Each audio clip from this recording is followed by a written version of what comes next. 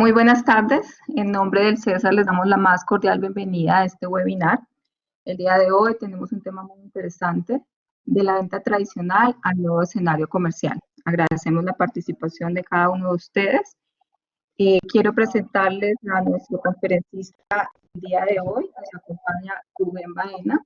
Él es especialista en los temas de gerencia de mercado.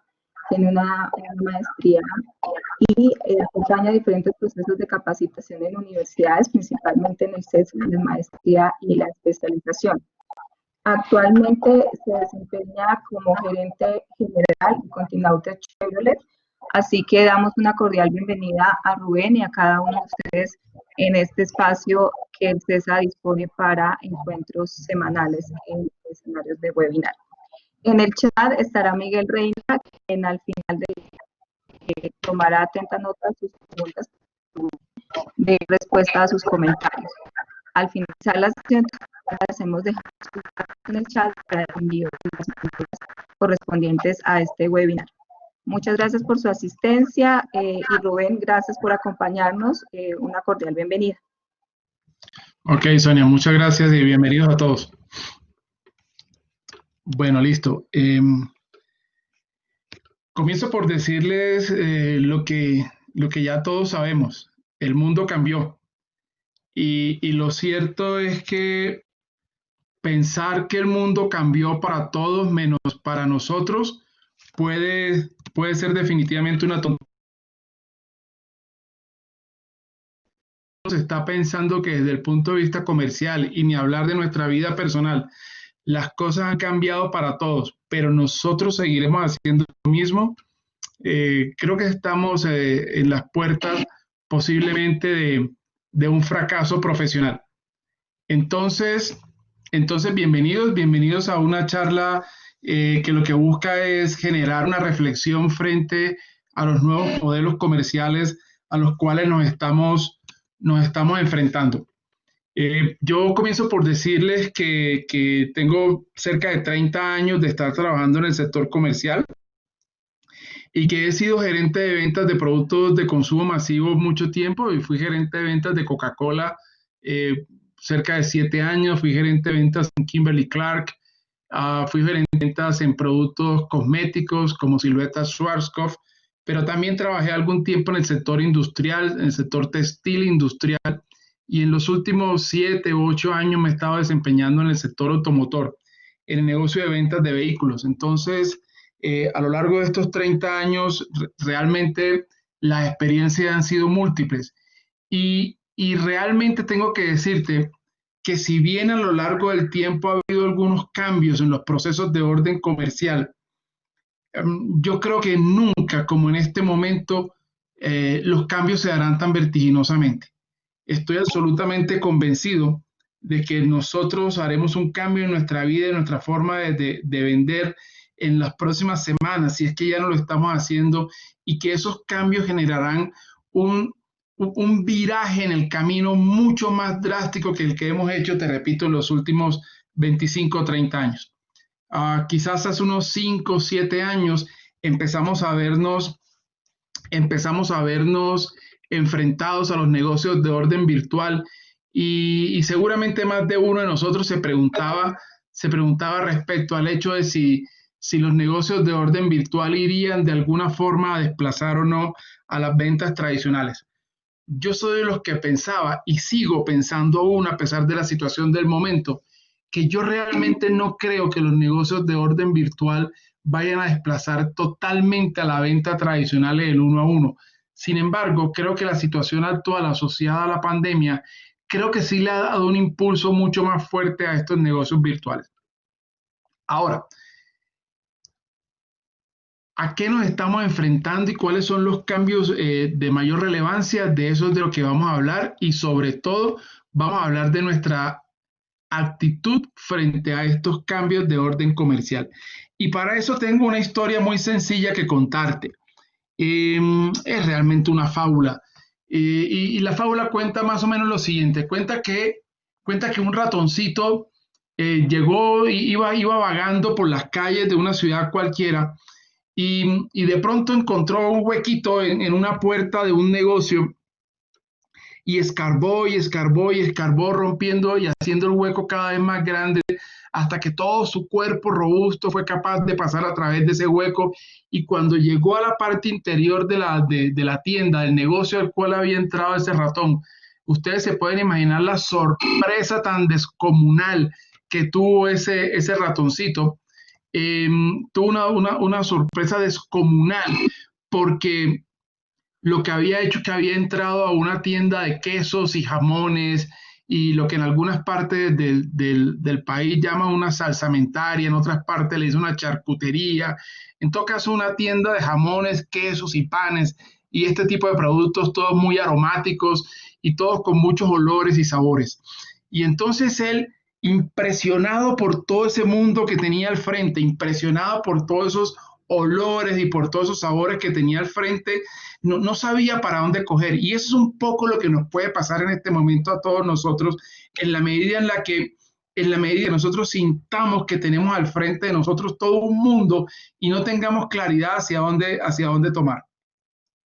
Entonces este ratoncito lo que hizo fue que finalmente, un poco con los ojos cerrados, un poco cerrando sus fosas nasales para no oler más, se fue y agarró un pedazo de queso gruyère, el queso más aromático que pudo encontrar. Y con ese queso en las manos, saboreándose, créanme que se le hacía agua a la boca. Y cuando estaba a punto de morder ese queso gruyère, sucumbió a los valores de un queso roquefort. Y el olor del queso roquefort lo hizo abandonar el queso gruyère que tenía en la mano y se fue a buscar el queso roquefort. Y cuando ya tenía el queso roquefort en las manos y con sus paticas delanteras lo abrazaba y se lo sobaba por todo su cuerpo, y cuando ya estaba a punto de morderlo, el olor al jamón serrano lo hizo abandonar al queso que tenía en las manos. Y soltó ese pedazo de queso y se fue a coger su jamón serrano. Y así le fue pasando de alimento en alimento, y en la medida en la que cogía uno, no alcanzaba a morderlo porque el olor de otro hacía que lo abandonara. Y ese es precisamente el riesgo que podemos correr en la medida en la que en este momento nos estemos viendo enfrentados a un sinnúmero de opciones que tenemos al frente y que no sabemos a cuál coger y que estamos abandonando una y otra sin tener certeza de cuál es la que tenemos que tomar. La mala suerte para este ratoncito es que en medio de todo esto lo que le pasó fue que permitió que pasara el día y llegara la noche e inclusive llegara al amanecer, y todavía no había mordido el primer pedazo de carne, todavía no había mordido el primer pedazo de queso, cuando sintió que abrieron la puerta, sintió que encendieron las luces y eran los dueños del negocio que acababa de entrar, y que ya comenzaba un nuevo día y que él había perdido toda la oportunidad de la noche para poder llenar su barriguita de queso y de jamones, y no atinó sino decir, si hubiera tenido tan solo unos minutos más. Y esa es la pregunta que te sugiero que te hagas. La pregunta que sugiero que te hagas es, ¿hasta qué punto estás siendo capaz de aprovechar estos momentos en los cuales inclusive muchos de tus competidores están haciendo como este ratoncito que no saben para dónde coger? Un poco el escenario en el que nos estamos moviendo, un poco el escenario en el que nos estamos moviendo hasta hoy, es un escenario en el cual existe una incertidumbre total y absoluta frente a todo lo que esté pasando en el mundo. Nosotros como comerciales, como vendedores, como marketing, como todas estas áreas asociadas a la gran sombrilla comercial, realmente estamos en un mundo lleno de incertidumbres. Un mundo lleno de incertidumbres en los cuales hay unos factores que son los factores que no logramos controlar. Nosotros no logramos controlar los hechos de orden económico a los cuales el país se ve enfrentado, el mundo. Es decir, nosotros no controlamos la tasa de cambio, el valor del dólar en el mercado. Eso no lo controlas tú. Nosotros no controlamos los aspectos legales y políticos de nuestro país, el mundo, pero nuestro país específicamente es un país político, y nosotros no controlamos hechos políticos como, por ejemplo, no sé, se me viene a la mente las marchas que tuvimos a finales del año anterior. Eso no lo controlamos nosotros. Y esos son factores que pueden eventualmente afectar, pueden favorecer o afectar algunos negocios. Nosotros no controlamos la incertidumbre que se genera en el país cada vez que hay elecciones. Nosotros no controlamos los aspectos de orden cultural de cada una de las regiones que componen este país tan variado que es el nuestro. Nosotros, y aquí me voy acercando al tema que nos trae, nosotros no controlamos los temas de orden ambiental. Dentro de los temas de orden ambiental, debo decirte que nosotros no controlamos el clima. Nosotros vivimos en un país en el cual un día nos estamos quejando de la sequía y que si no llueve un poco más vamos a empezar a tener racionamientos porque los embalses se están secando. Pero una semana después empieza a llover a cántaros y entonces ya nos estamos quejando de las inundaciones que generan esta lluvia excesiva en algunas partes del país. Eso no lo controlamos. Nosotros no controlamos hace unos años que el país se vio enfrentado a una epidemia de Zika, se pueden acordar, de chikungunya. Eso no lo controlamos.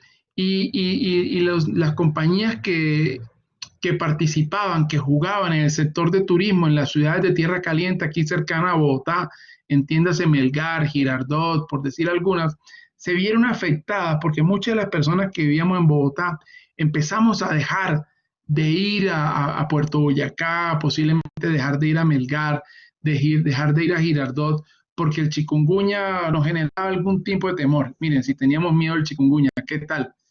El chikungunya en este momento es una piñata, por decirlo de alguna manera. Los temores que nosotros teníamos frente al chikungunya, frente a los que hay en este momento, no son nada. En cualquier caso, algunas personas que estaban en el sector turístico vieron sus negocios disminuidos en la medida en la que la gente empezó a dejar de ir a sus negocios. De la misma manera, la gente o las compañías que vendían acetaminofén hicieron su agosto en Bogotá, en Colombia se acabó el acetaminofén. Los repelentes para zancudos, los repelentes para mosquitos acabaron en Colombia. Es decir, los hechos controlables pueden afectar positiva o negativamente los negocios. Lo importante es la manera como nosotros enfrentemos ese hecho, porque como no lo puedes controlar, debes dejar de sufrir por el hecho. Lo que hay que hacer es mirar de qué manera nosotros podemos sacar mejor provecho de la situación no controlable para que no te pase como el ratoncito que sencillamente llegó el día siguiente y ya no hubo manera de morder el queso. No puedes permitir que se pase el tiempo sin que tú muerdas tu pedazo de queso. Nos estamos enfrentando a un hecho incontrolable absolutamente por todos nosotros. No tenemos manera de controlar la situación actual. Lo cierto es que la situación actual está dejando un mar y un nuevo escenario de posibilidades, que aquí la clave está en que revises en tu negocio, en tu compañía, de qué manera te ajustas a ella para que no pase por encima de ti. Históricamente, hasta antes de este momento, lo cierto es que las ventas tradicionales se enfocaban básicamente de dos maneras. Una primera manera en la que las compañías y por ende los vendedores iban a la calle, al mercado, a buscar a los clientes para en la calle, en los negocios de los clientes, en los hogares, les hiciéramos las ventas de los productos, bienes o servicios que queríamos vender. Y esa es una manera.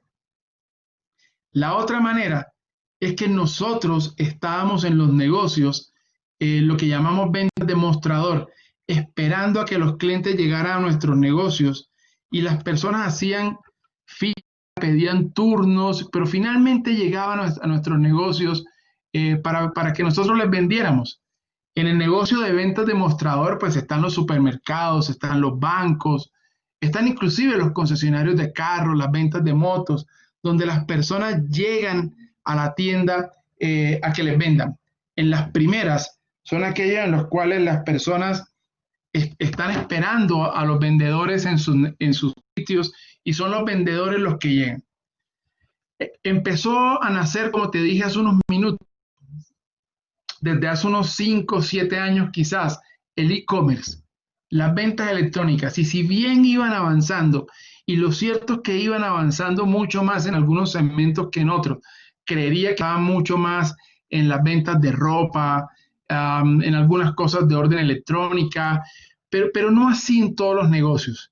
Por eso yo me atreví a decir, sin lugar a dudas, que si bien las ventas electrónicas iban a morder un pedazo de la torta comercial, pues seguramente no sería todo. Y yo no hubiera creído que fuera más del 30% de lo que mordieran. Entonces, hasta ayer, los vendedores, las compañías organizaban a los vendedores básicamente de 4 maneras para enfrentar el mercado. Las 4 maneras como las compañías organizaban a los vendedores, aunque todavía lo hacen, a los vendedores para ir a enfrentar al mercado, son las que te menciono a continuación. Por zonas geográficas, es decir, darle al vendedor un territorio y decirle al vendedor que atendía a todos los clientes que encontrara en esa zona. Eso es típico de consumo masivo, típico, donde el vendedor va tienda a tienda, tienda a tienda, atendiendo y vendiéndole al tendero, indiferentemente si el tendero es grande o pequeño o no. Y esa es una forma de organizar los vendedores y sigue vigente. La otra forma es por canales de distribución, es decir, entendiendo que no se llega de la misma manera a todos los clientes, entendiendo que hay una forma de llegarle a las personas naturales, pero hay otra forma de llegarle a las compañías, entendiendo que inclusive ventas electrónicas, entendiendo que inclusive las ventas electrónicas son un canal de distribución. Y esa es otra manera de organizar a los vendedores.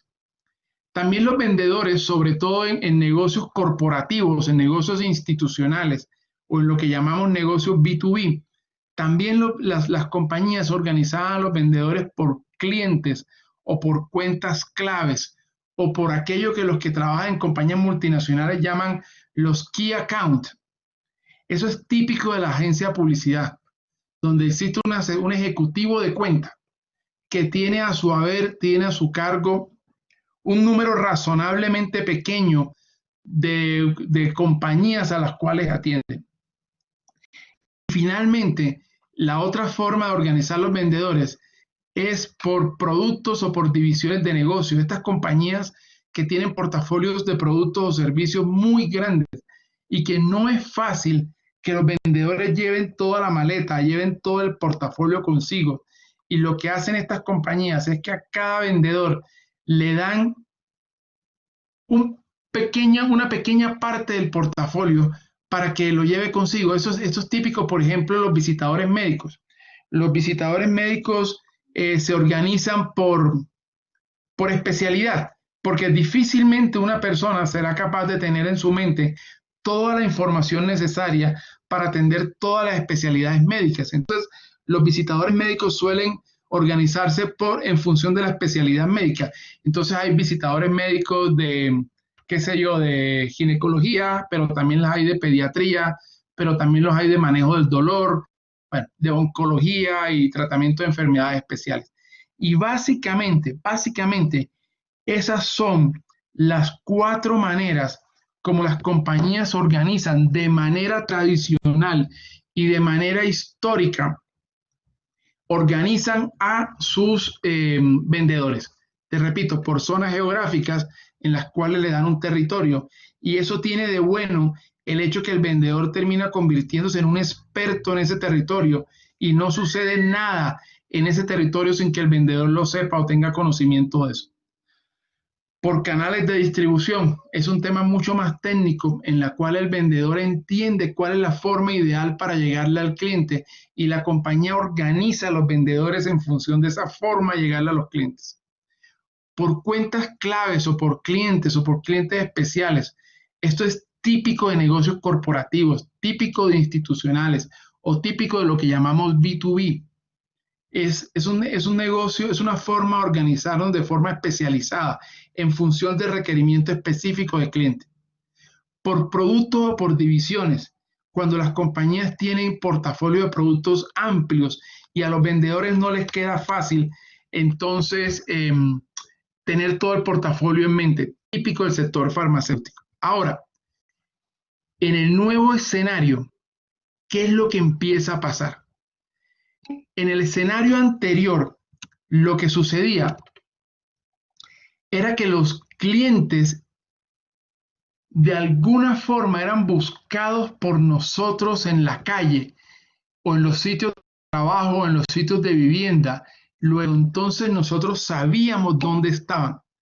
Y si no, nosotros estábamos esperando a los clientes en nuestras tiendas, esperando a que los clientes llegaran, como en el caso del supermercado o el banco que nos está esperando siempre a que nosotros lleguemos.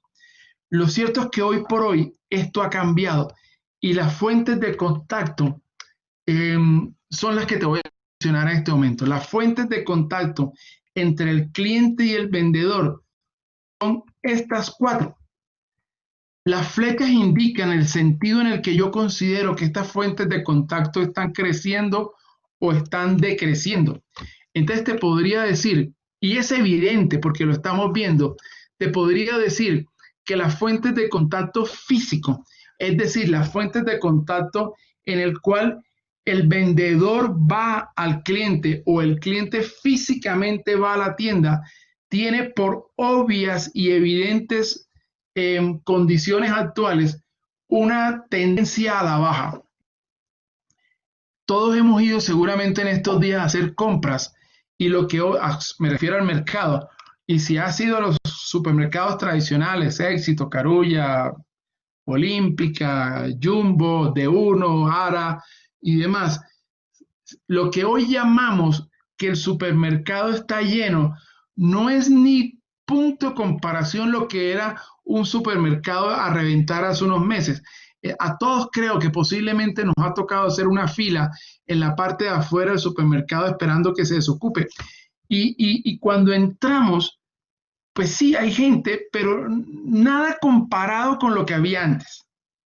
Luego entonces, los tráficos físicos tienen, por repito, evidentes y obvias razones, una tendencia a la baja muy fuerte. Por otra parte, existe una tendencia mucho más fuerte a que los tráficos de orden digital empiecen a aumentar. Y es posible que muchos de nosotros que no nos habíamos atrevido aún a hacer el mercado virtualmente, ya nos dimos cuenta que podemos entrar a las páginas de los supermercados que te mencioné hace unos minutos y ya puedes hacer el mercado. Y si bien antes eso te parecía aburrido, para algunos de nosotros nos parecía aburrido, hay gente que decía que le gustaba ver pues, las mandarinas antes de comprarlas, pues ya empezaste a probar, algunos de nosotros, seguramente no todos, pero algunos de nosotros empezamos a probar y nos dimos cuenta que sí se pueden comprar las mandarinas en la página web. ¿Ok? Entonces los tráficos digitales han aumentado de manera vertiginosa. Lo otro que sigue aumentando de manera importante son las llamadas telefónicas, tanto las llamadas entrantes como las llamadas salientes. Los call centers se empiezan a convertir en herramienta activa de un valor incalculable para las compañías. Y no solo porque estamos pidiendo domicilios, no únicamente porque estamos pidiendo domicilios, sino porque muchos de los contactos de orden digital terminen en una llamada telefónica, porque no todo lo que estamos comprando es sencillamente el mercado para la casa. Por ejemplo, nos comentaba Sonia cuando en mi presentación, yo soy gerente general de una compañía del sector automotor, es decir, yo vendo carros. Y si bien estamos vendiendo carros por internet, lo cierto es que el carro no se vende 100% por internet. Por internet se contacta a la gente, a través de Facebook se contacta a las personas, a través de Instagram nos enamoramos de los carros. Pero al final, para que las personas hagan una inversión considerable en un vehículo, porque no es lo mismo comprar una bolsa de arroz que comprar un carro o comprar una moto o inclusive un apartamento. Al final, por lo menos hasta ahora, y no me atrevo a decir que pase mañana, los contactos de orden digital en la venta de vehículos que han aumentado de manera considerable terminan llegando o direccionándose hacia una llamada telefónica. Por ende, te digo que las llamadas telefónicas aumentan el contacto, el tráfico telefónico está aumentando de manera relevante, porque muchos de los contactos virtuales terminan en una llamada de cierre para algunos tipos de negocio. Y lo otro que sigue permaneciendo con nosotros, y creo que lo evidenciamos nosotros todos los días, son los contactos vía nuestros teléfonos celulares. Los mensajes de texto, los SMS, de relevancia. Es decir, no aumentan, por eso la flecha es horizontal, no aumentan, pero tampoco desaparecen. Es una herramienta que está todavía actuando y que, al igual que el tráfico digital, termina convirtiéndose en una llamada. Entonces, por eso los teléfonos se convierten en herramientas súper importantes. Y yo aquí te empiezo a generar algunas inquietudes. Si bien tú estás vendiendo o estás pretendiendo vender a través de medios digitales, es posible que algunos de nosotros tengamos negocios particulares. Yo las preguntas que te hago son las siguientes. Estás tratando de vender a través de medios digitales y te pregunto, ¿cómo está el manejo de tu teléfono? Pregúntate cosas tan sencillas como, por ejemplo, ¿cuál es la foto que tienes en el perfil de tu teléfono? Es decir, es una foto que de alguna manera le transmite a tu cliente potencial la sensación de qué es lo que está comprando y con quién está negociando.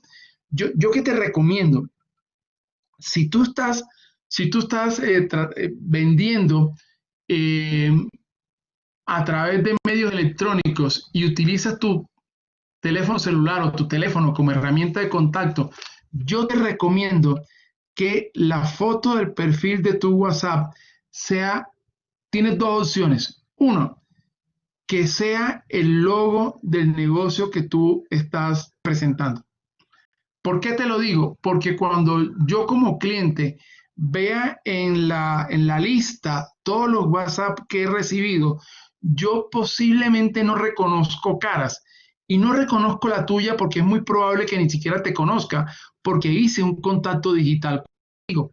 Entonces, sencillamente coloca el logo de tu compañía, el logo, la marca de lo que tú vendes, porque esta persona, este cliente, no va a poder reconocer tu cara porque no te conoce.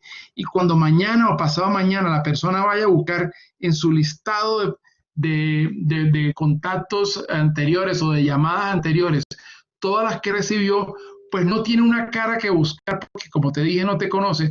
Lo que va a llamar la atención es la marca de tu producto. Adicionalmente, y esto es una recomendación súper especial, y les pido que si no lo tienen,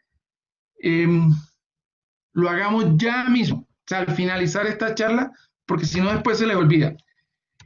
Crea un contacto en tu teléfono celular con tu nombre. Es decir, tú mismo créate como contacto. Entonces yo en mi teléfono celular tengo un contacto que se llama Rubén Darío Baena Peña. Y es un contacto muy bien armado, con todo lo que uno a veces se le olvida colocarle a las personas que quiere guardar como contacto. Entonces colocas el nombre de la compañía.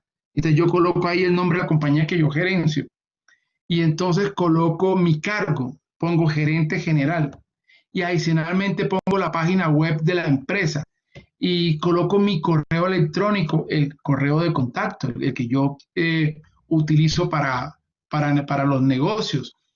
Y si tengo cuenta de Twitter, coloco la cuenta de Twitter. Y si tengo algún blog en el que escribo, lo coloco. Esas son cosas que generalmente uno no suele colocar en un contacto. Generalmente en los contactos nosotros colocamos el nombre y el teléfono. Pero aquí te estoy diciendo que llenes todos los campos.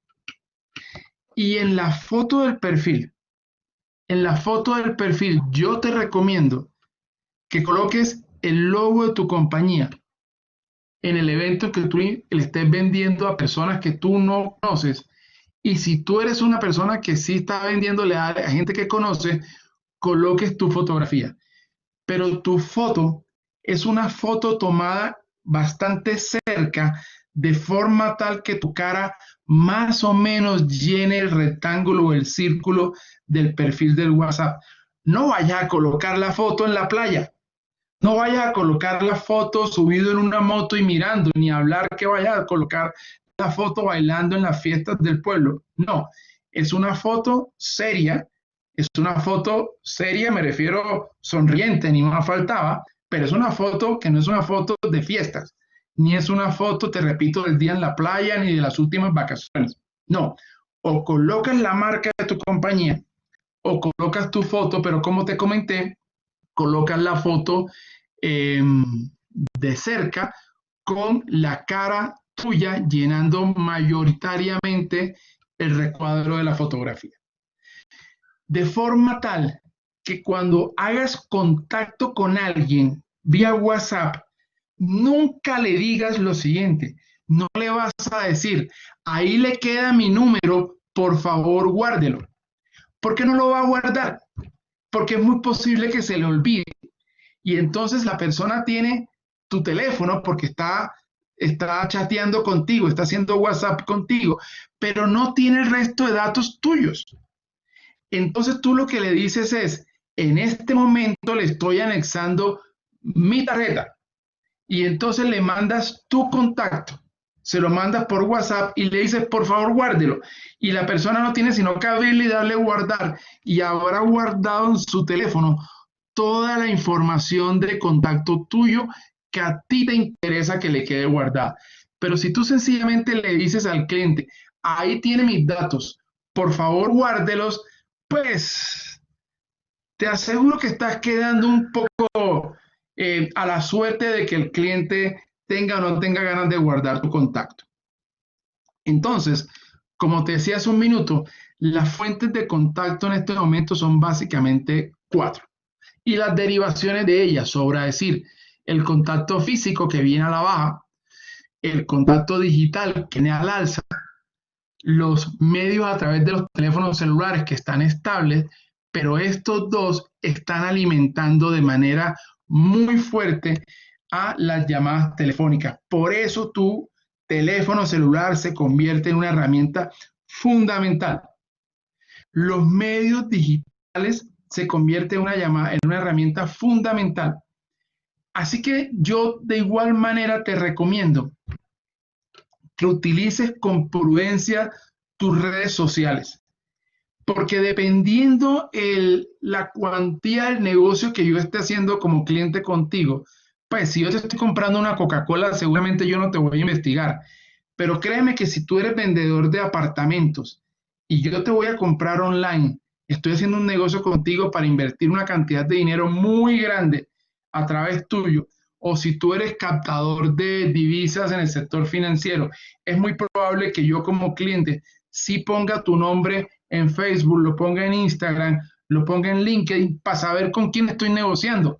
Porque como ya no tengo el contacto físico como lo tenía antes, como ya no tengo la sensación de seguridad y confianza que me da saber con quién estoy hablando, yo digitalmente no sé quién tengo del otro lado del teléfono. Entonces, te repito, seguramente para comprar un par de zapatos no te voy a investigar, pero si yo lo que voy a comprar es un carro y estamos hablando de mucho dinero, si yo lo que voy a comprar es un apartamento y estamos hablando de mucho más dinero, y si yo lo que estoy es trabajando con alguien que me está tratando de llevar a la banca de inversión en el sector financiero, yo te aseguro que yo sí pongo tu nombre en Facebook y yo sí pongo tu nombre en Instagram y yo sí pongo tu nombre en LinkedIn para saber con quién estoy negociando. Entonces, primero, o bloqueas las cuentas para que no te entre nadie que no sea tu, que no sea de tu interés, para que no sean tus amigos, o sencillamente en tus cuentas, pues te comportas. Y te sugiero que si bien somos libres de expresar lo que queremos, hay algunas cosas que generan unas controversias que yo te recomiendo evitar.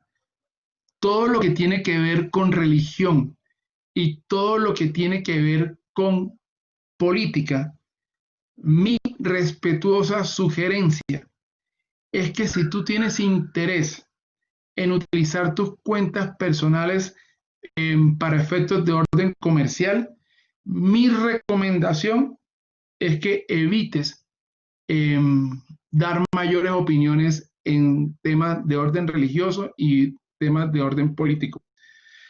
Por religión y la política suelen generar odios y amores, y entonces es posible que alguno de nosotros tenga prejuicios respecto a las posiciones políticas y respecto a las posiciones religiosas, y eventualmente deje de comprar por esto. Entonces, si tú quieres seguir siendo un activista religioso y político, pues eso es respetable y tienes todo el derecho a hacerlo, pero entonces bloquea las cuentas para personas distintas a tus amigos, para que solo tus amigos puedan ver tu actividad política y religiosa. Si tus cuentas están abiertas al público, existe la posibilidad de que uno de los clientes te revise y encuentre en ti un activismo en el cual pues los clientes no se sientan cómodos eventualmente.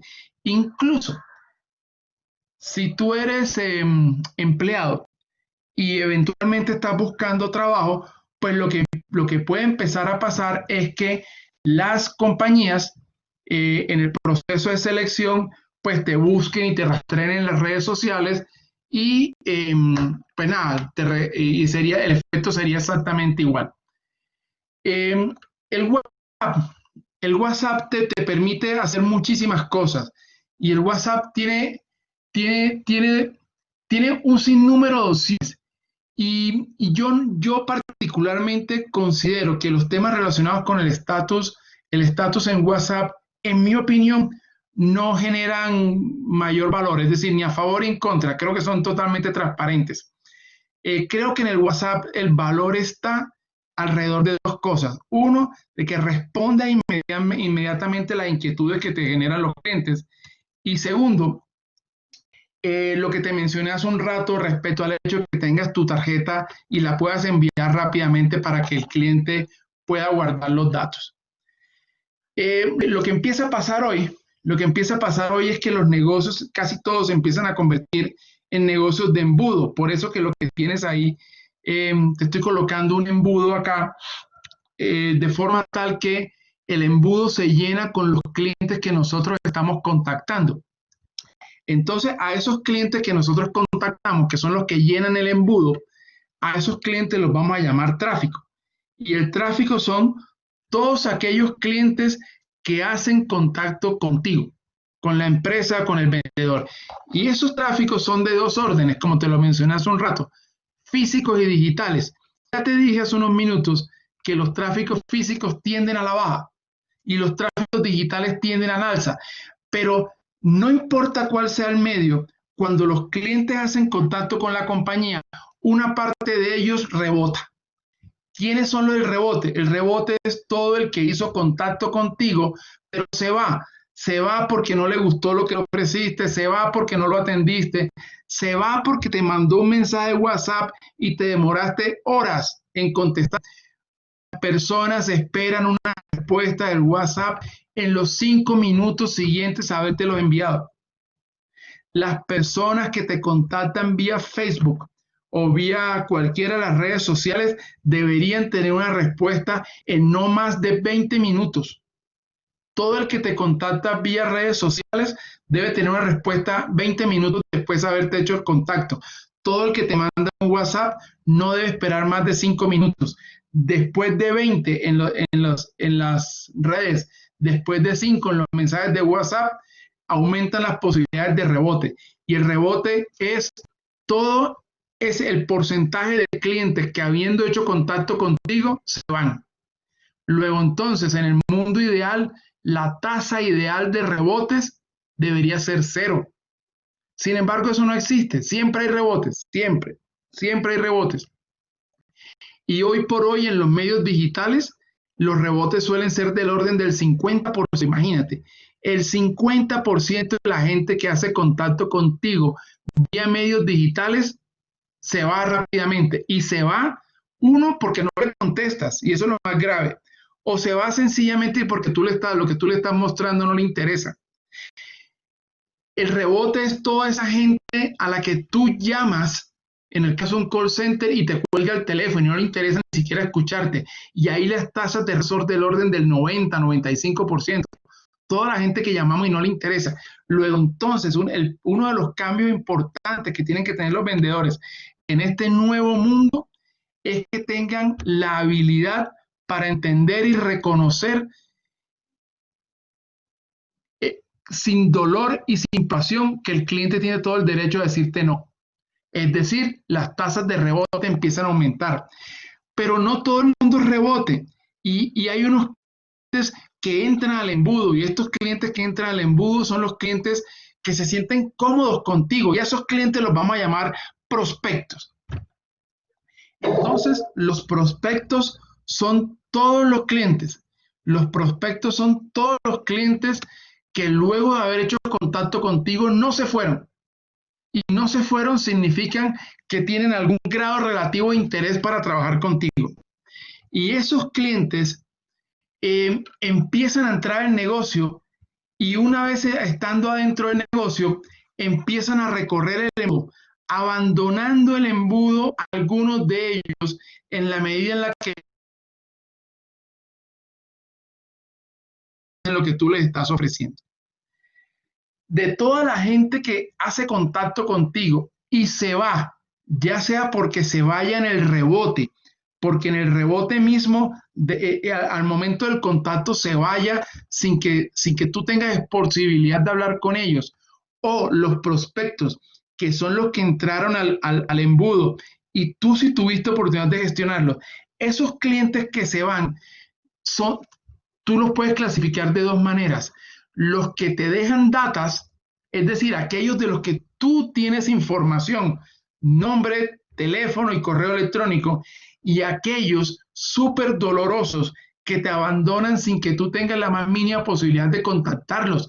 Es gente que se va, es el que llega al apartamento modelo, a la sala de ventas del apartamento modelo, y encuentra a todos los asesores comerciales ocupados y sencillamente se va porque no tiene con quién hablar. Es el que llega a la vitrina de carro por hablarle de mi negocio y da vueltas y vueltas y vueltas por la vitrina y no hay un solo vendedor que lo atienda. Ese que no te deja data es súper doloroso porque tú no tienes posibilidad de volverlo a contactar. Pero también tienes otro tanto que sí te dejó data. El que te escribió por WhatsApp y tú no lo atendiste, se fue, pero te dejó el teléfono. El que tú tuviste oportunidad de trabajar con él y atenderlo, y aunque eventualmente más adelante haya descartado el negocio, en la gran mayoría es data de ellos. Y esos clientes que tienen data, independientemente de cuánto te hayan abandonado, tú los vas a guardar en esa bandeja de reciclaje que está ahí.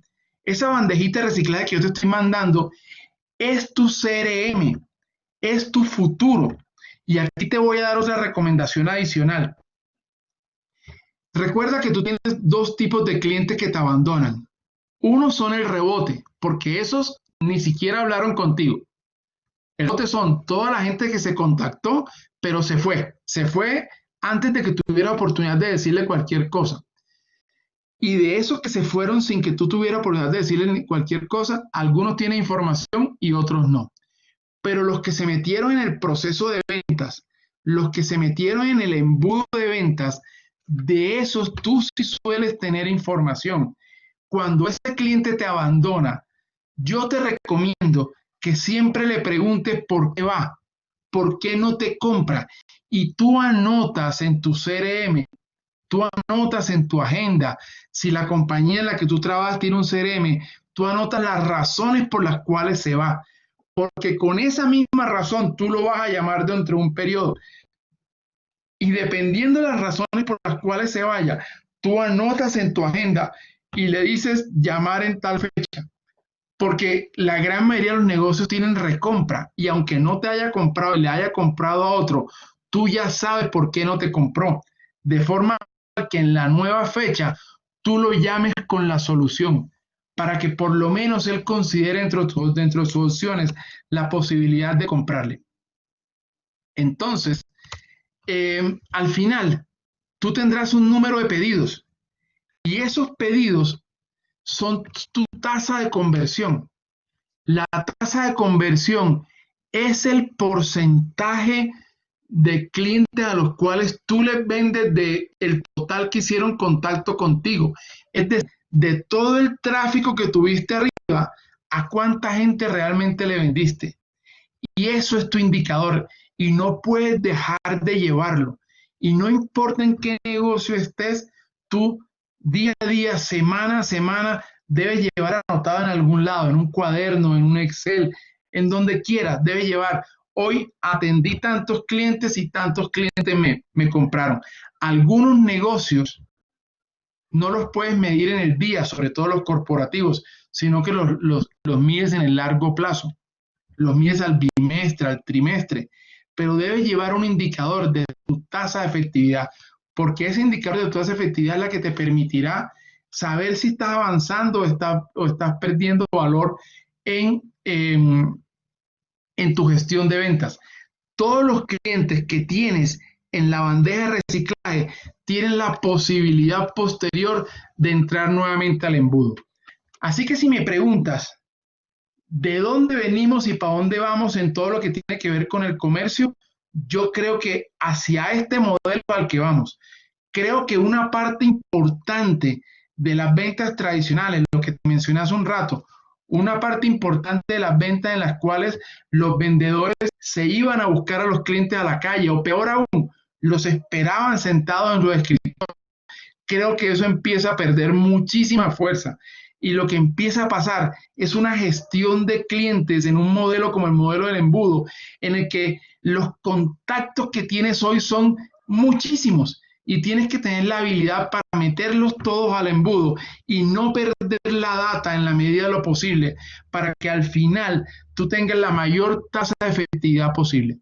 Entonces, no olvides, en resumen, tus fuentes de contacto hoy son estas cuatro. Física, que tiende a bajar. Digital y llamadas, que tienden a subir. Y todo lo que tiene que ver con mensajes de texto, email y estas cosas que están muy estables.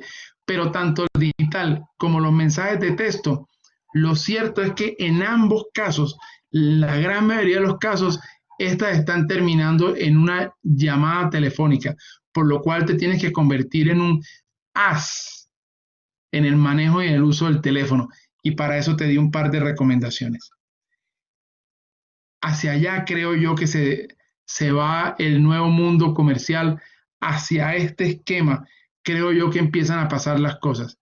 Y comienzo haciéndome la pregunta haciéndome la pregunta que me hice al comienzo. Creo yo que el mundo digital va a desplazar totalmente el mundo presencial. Yo creo que no. Creo que no, pero creo que le va a dar una mordida muy grande en este momento. Y que el momento para que nos convirtamos, como te dije hace unos minutos, y espero que hayas tomado nota, de las recomendaciones que te di, porque creo que te van a ayudar mucho a enfrentar este nuevo escenario en el cual los negocios empiezan a moverse. Entonces, llegando pues ya al final de nuestra sesión, pues quedamos atentos a todas las preguntas que me quieran hacer y con el mayor de los gustos en los próximos minutos las atiendo. Listo, Miguel, muchas entonces, gracias. Entonces, por favor, me pueden dejar las preguntas en el chat para hacérselas llegar al profesor Rubén y que les colabore con todas sus inquietudes.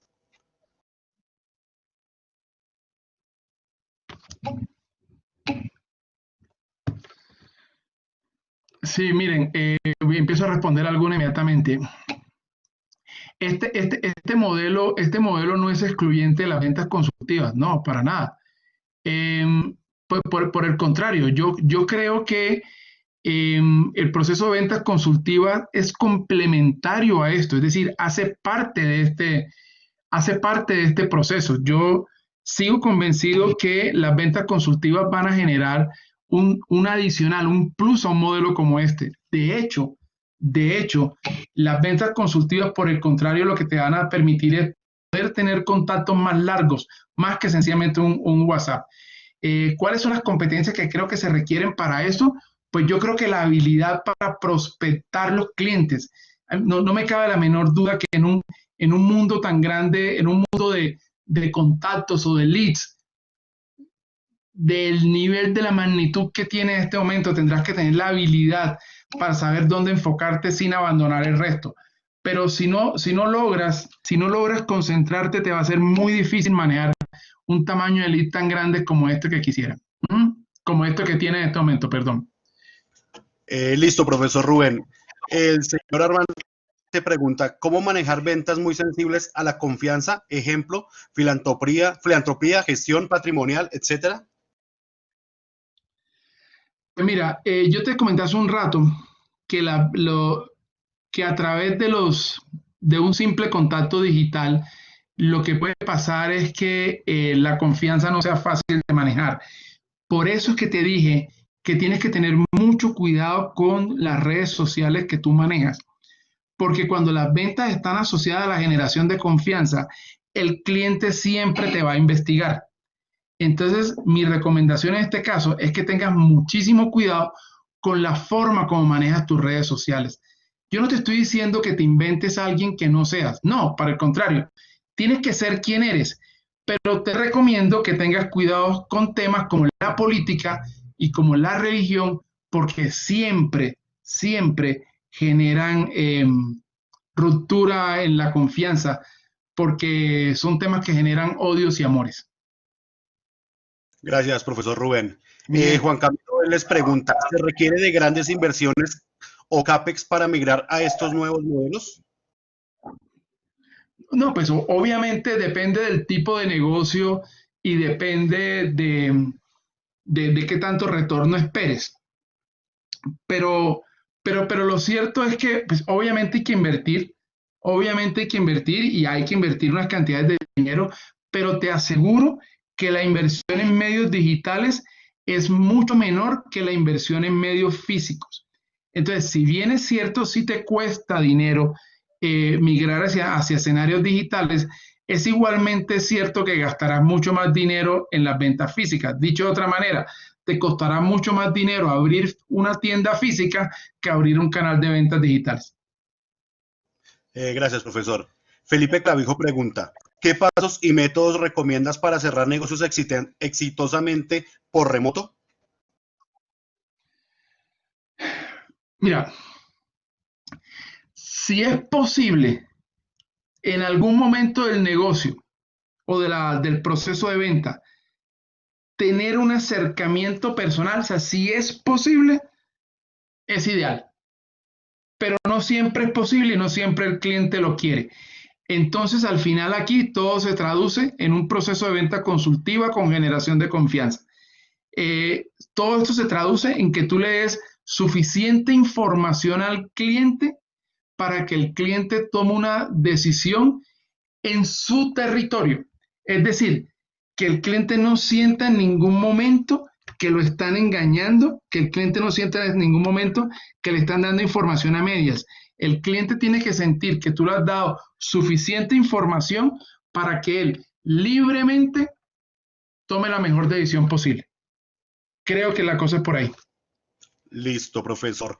Laura pregunta, buenas tardes, ¿cómo convertir el público en redes en futuros clientes?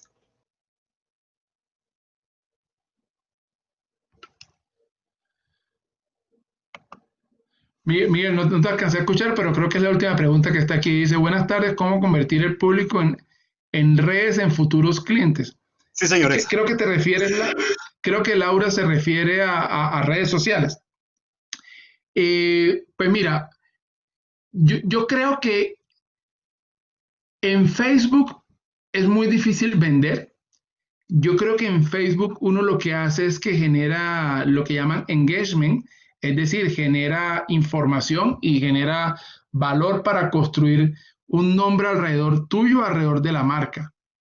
Creo que Instagram te puede generar unos espacios de venta más importantes, pero lo que sí no me cabe la menor duda es que si quieres vender en redes sociales, Instagram y Facebook, lo que tiene es que no tratar de vender. Es decir, dar información suficiente para que el cliente se encuentre contigo en la mitad del camino. Por ejemplo, hay una herramienta que en este momento se utiliza mucho y en mi opinión genera espacios importantes y son las transmisiones live, es decir, los Facebook Live o los Instagram Live, en los cuales tú no vas a tratar de vender, sino que lo que tú vas a tratar de hacer es demostrar lo que tú estás ofreciendo para que la gente libremente entre en contacto contigo. Ahora, no te es fácil manejar un Facebook Live tú solo, porque tienes que tener a alguien que esté haciendo los contactos. Es decir, si tú haces un buen Facebook Live o un buen Instagram Live y lo que tú te estás haciendo genera información de valor para los clientes te van a hacer preguntas y la persona que te asiste lo que tienes que hacer es ir dando la respuesta, pero capturando la data de toda la gente que se contactó contigo en el live para que posteriormente tú los llames y prolongue la sesión. Pero fíjate que un Facebook Live o un Instagram Live es una sesión interactiva que la única forma de hacer que la gente se mantenga contigo es que lo que tú estés diciendo sea valioso para ellos. Si no, no. Si no, no. Profesor, Ada González pregunta, por la vía digital y llamadas tiene muchos rechazos del cliente. ¿Qué recomendaciones tiene para que el vendedor no sea percibido como fastidioso? Mire, lo primero es la frustración a ese rechazo, es decir, porque son muchísimos los rechazos que se generan por cualquiera de esas vías. La recomendación que yo le tengo para que un vendedor no se haga ver como fastidioso es que siempre, una vez haga la llamada, pida permiso para atenderla. Es decir, que no arranque inmediatamente a tratar de vender, sino que se presente y le pida a la persona permiso para hablarle. Porque si la persona te dice, después me llamas, pues quiere decir que no hay interés. Si te cuelga ni hablar, pero si te da permiso, es la primera señal de que tiene un interés. Entonces yo lo que te recomendaría en este caso es para no mostrarte fastidioso, es no irrumpir en la intimidad de las personas y siempre pedir permiso para hacer esa llamada. Y entender cuáles son los horarios para llamar a la gente dependiendo del tipo de cliente que tú atiendas y dependiendo del tipo de producto que tú ofrezcas. Gracias, profesor. Otra, ¿qué buenas prácticas se pueden implementar en negocios B2B con relación a estrategias e-commerce? ¿Qué ejemplos en B2B pueden ser los referentes a seguir? Pues mira, los negocios B2B suelen no ser negocios de impulso. Los negocios B2B son negocios de consultoría. Entonces, en el e-commerce, una de las formas de poder hacer negocios B2B es que tú tengas información de relevancia para el cliente. Es decir, siempre en los negocios B2B, el vendedor debe convertirse en un consultor del negocio del cliente, siempre, tanto en bienes como en servicios, porque un comprador B2B no compra por impulso, compra por una necesidad racional.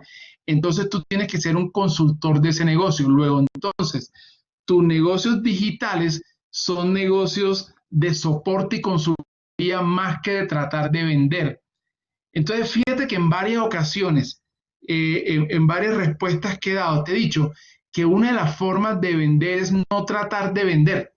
Es decir, es convertirte en un gestor de información para el cliente, pero habiendo con esa información capturado la data que te permita hacer que el cliente tenga una conversación contigo a futuro.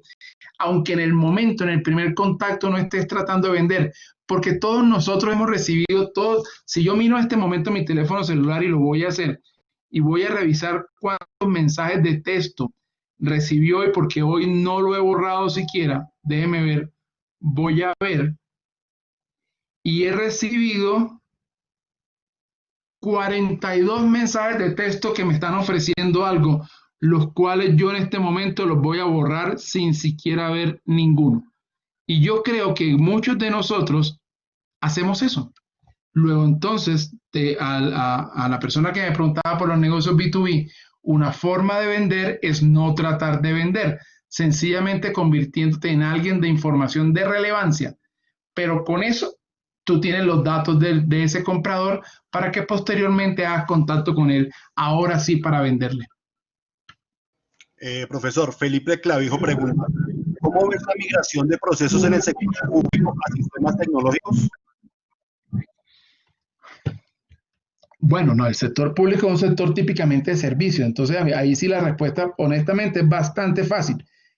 Yo creo que en el sector público la migración hacia el tema tecnológico es un tema neta y exclusivamente de eficiencias operativas, es decir, hacer que los procesos del sector público de cara a las comunidades funcionen y funcionen rápidamente.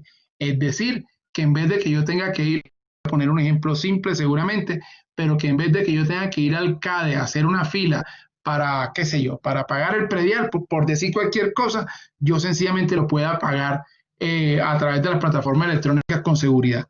Es eso básicamente, que yo pueda entrar a Colpensiones y entonces consultar mi historia laboral sin necesidad de tener que hacer pues una documentación muy grande, y no me cabe la menor duda pues que el sector público en Colombia y en el mundo migra hacia esos escenarios. Eso, sin lugar a dudas, te respondo, Felipe, que es un tema de eficiencia operacionales. Gracias, profesor. María Paula pregunta, dado el nuevo escenario, ¿qué nos sugiere para la venta consultiva? Ok, recuerda que la venta consultiva es una venta que, si bien tiene varios pasos, profundiza en todo el tema de exploración de necesidades. Una de las cosas en las que no puedes caer en el e-commerce, sobre todo pues en los procesos de venta consultiva, es en el de volarte la exploración de necesidades del cliente. Es diferente camisa, porque ahí eventualmente no tengo contacto cliente-proveedor, sino que es electrónicamente que la gente compra sin eventualmente tener contacto con un comprador, con un vendedor. Pero, María Paula, si hablamos de ventas en las cuales el vendedor tiene contacto telefónico o vía WhatsApp o cualquiera de estas con el cliente, no te hueles el proceso de exploración de necesidades, porque no importa por qué mecanismo me estés contactando, siempre será una gran herramienta para ti como vendedora, María Paula, que tenga la posibilidad de saber exactamente hacia dónde llevar la conversación. Y eso lo consigues en la exploración de las necesidades del cliente. Gracias, profesor. Ángela Rosas pregunta, ¿cómo sería una estrategia comercial efectiva para implementar digitalmente? Bueno, Ángela, esa es una pregunta bastante amplia, bastante amplia. Y yo te la podría resumir, aunque seguramente me voy a quedar corto en la respuesta porque, pues, como te dije, es una pregunta bastante amplia. Pero no tengo dudas al decirte que una estrategia digital comercial efectiva se soporta en dos o tres cosas. Uno, unos mecanismos de comunicación adecuados que hagan que tú efectivamente le des valor al dinero que inviertes en comunicación, porque en marketing digital es muy fácil botar el dinero. Es decir, que puedas segmentar los medios y las audiencias por los cuales llegar a la gente y no estés sencillamente cogiendo tu Facebook o tu Instagram y compartiéndolo a cientos de personas o estar pagando pautas sin direccionamiento alguno. Creo que está por ahí. Y lo que te diría que es más importante aún, y lo mencionamos hace unos minutos, Ángela, y tiene que ver con el hecho de que puedas tener respuestas ágiles a los planteamientos de los clientes. Es decir, nadie te va a esperar un contacto de Facebook o de Instagram más de 20 minutos y un WhatsApp no más de 5. Si tú estás respondiendo en tiempos superiores a eso, son clientes que están entrando al escenario del rebote, Ángela. Listo, profesor, gracias. Patricia Espinosa pregunta, en estas nuevas etapas de canales, ¿qué es mejor, usar el WhatsApp Business o por teléfono? Perdón, repíteme. En estas etapas de canales, ¿qué es mejor, usar el WhatsApp Business o por teléfono? No, Patricia, ni lo uno ni lo otro, o más bien, o los dos, porque depende de los clientes a los cuales estés dirigiéndote y al momento. Entonces yo te diría que no es que uno sea mejor que otro. Lo que pasa es que cada uno tiene un momento para eso. ¿De acuerdo? Entonces es importante que logres, por eso que hace un minuto decía que tienes que tener la habilidad para, de alguna manera, ser capaz de reconocer a los clientes en función de los perfiles a los cuales te diriges, para que puedas saber con quiénes hablas por WhatsApp y por cuáles hablas vía telefónicamente. O inclusive para cualquiera de estos clientes, cuál es el momento para utilizar unas y otras. El WhatsApp tiene la posibilidad de que el cliente no necesariamente se ve obligado a contestarte de una vez. Entonces tú vía WhatsApp lo que puedes hacer es que concretas citas telefónicas en el momento en que el cliente lo estime. Es decir, lo que hace es que el WhatsApp y el teléfono se escalonan entre sí para, a través del WhatsApp, en un escenario de tranquilidad del cliente, concreten las citas para ellos, que sí las atiende telefónicamente. Listo, profesor Rubén, muchas gracias. Y hago la última. ¿Qué tan efectivas son las respuestas automáticas en WhatsApp Business? Mira, las respuestas automáticas, tanto de los chatbots y estas cosas, suelen ser odiosas. La gente se da cuenta inmediatamente que no está hablando con alguien, sino que tiene a una máquina detrás. Entonces, si la respuesta automática no conduce, o para que hablemos en positivo, la manera como la persona no va a considerar como odiosa una respuesta automática es que muy rápidamente, pero muy rápidamente, haga contacto el ser humano me refiero al vendedor, con el cliente. La respuesta automática sirve eventualmente para perfilar, pero todavía nosotros, el ser humano, no le gusta mucho hablar con las máquinas. Entonces la respuesta automática puede hacer 2, 3, 4 preguntas que generalmente deberán ser preguntas de responder como sí o no, para que perfile, y con ese perfilamiento pues se pueda al vendedor hacer el contacto necesario. Pero en términos generales suelen no ser respuestas bien recibidas por los clientes. Bueno, Rubén, muchísimas gracias por este espacio. Muy productivo, los temas comerciales siempre son de mucho interés. Esperamos podernos encontrar nuevamente en escenarios como este. Agradecemos a todos los participantes y les recordamos que registren sus datos para obtener las memorias y el certificado de este webinar. Muchas gracias nuevamente, nos veremos en una próxima oportunidad. Bienvenidos siempre al CESA. Gracias.